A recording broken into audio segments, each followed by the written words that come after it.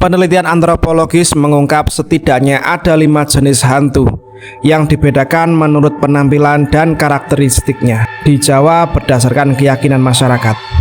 Hal itu terungkap dalam buku The Religion of Java tahun 1960 yang diterjemahkan jadi Agama Jawa, Abangan, Santi, Piyai, dan Kebudayaan Jawa yang merupakan hasil penelitian di Pare, Kediri, Jawa Timur.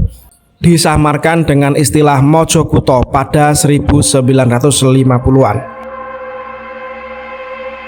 Jenis-jenis hantu itu sendiri didapat berdasarkan wawancara dengan warga-warga lokal yang meyakininya, termasuk seorang tukang kayu muda dan informan lokal lainnya. Ada banyak penelitian dan perbedaan tentang dunia makhluk halus. Meski terdapat kesepakatan tentang keberadaan dan pentingnya makhluk adikodrati, namun setiap orang tampaknya mempunyai pendapat sendiri mengenai sifat dasarnya serta pengalaman pribadi untuk membuktikannya. Kepercayaan kalangan Abangan di Mojokuto terhadap makhluk halus bukanlah bagian dari sebuah skema yang konsisten, sistematis, dan terintegritas. Akan tetapi lebih berupa serangkaian imaji yang berlainan, konkret ataupun spesifik, serta teridentifikasi secara agak tajam metafora-metafora visual yang tidak terikat satu sama lain, memberi bentuk kepada berbagai pengalaman yang kabur dan yang kalau tidak demikian tidak akan dapat dimengerti. Dalam buku tersebut, Gertz yang merupakan lulusan Harvard University menyebutkan setidaknya ada 5 jenis makhluk utama dalam kepercayaan Mojokuto. Berikut penuturannya. Yang pertama, memedi.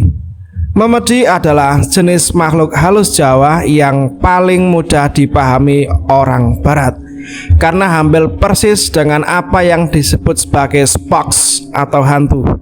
Makhluk halus ini biasanya ditemukan pada malam hari, khususnya di tempat-tempat gelap dan sepi. Biasanya, memedi hanya mengganggu orang atau menakut-nakutinya dan tidak menimbulkan dampak serius. Sebutan untuk memedi laki-laki adalah genderuwo dan yang perempuan adalah wewe.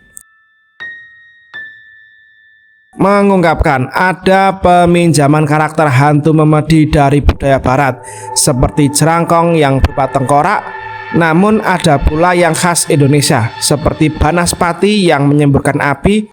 Beberapa bahkan disepakati secara umum dengan gambaran rinci, contohnya sundel bolong yang menyerupai perempuan cantik berambut hitam panjang dengan lubang besar di tengah punggungnya. Selain itu, genderuwo yang usil bisa berbicara bahasa Jawa kuno sehingga menculik seseorang.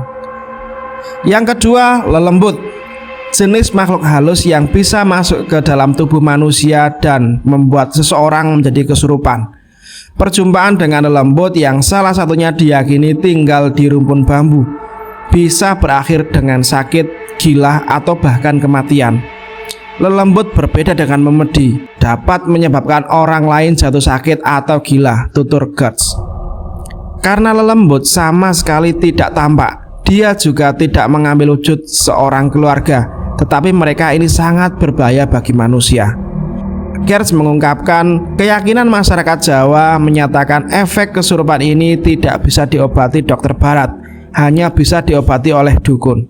Berdasarkan teori Jawa tentang kesurupan, lelembut masuk ke dalam tubuh manusia dari bawah melalui kaki. Ada 4 jenis kesurupan yang dipicunya, yakni kesurupan, kambir-kambiran, setanan, dan kemomong. Yang ketiga adalah tuyul. Tuyul adalah makhluk halus serupa anak-anak yang mampu mencuri uang tanpa bisa dilacak sama sekali. Tuyul menyerupai anak-anak ini hanya mereka bukan manusia, tetapi makhluk halus berupa anak-anak.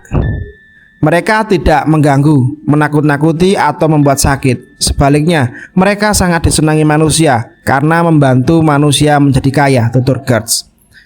Untuk bisa memperkerjakan mereka, warga mesti berpuasa serta bersemedi. Selain itu, mesti ada imbalan berupa tempat tidur dan bubur setiap malam. Kalau orang mau kaya, ia bisa menyuruh mereka mencari uang. Mereka bisa menghilang dan berpergian jauh hanya dalam sekejap mata hingga tidak akan mengalami kesulitan dalam mencari uang untuk tuannya. Kebanyakan orang beranggapan bahwa perlu membuat semacam perjanjian dengan setan di tempat-tempat keramat agar tuyul mau menerima tawaran. Korban manusia pun diperlukan tiap tahunnya. Meski jadi kaya, Gertz mengatakan warga Jawa berkeyakinan memelihara tuyul akan menghadapi kematian yang menyakitkan, sekarat sangat lama dan berat sebelum meninggal.